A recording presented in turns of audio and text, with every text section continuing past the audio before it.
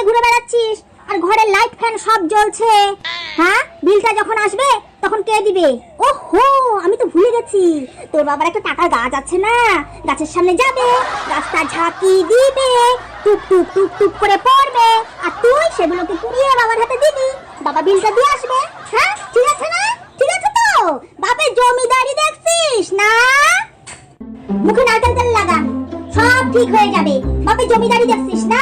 মুখে মাখার আলাদা কিছু জিনিস লাগে।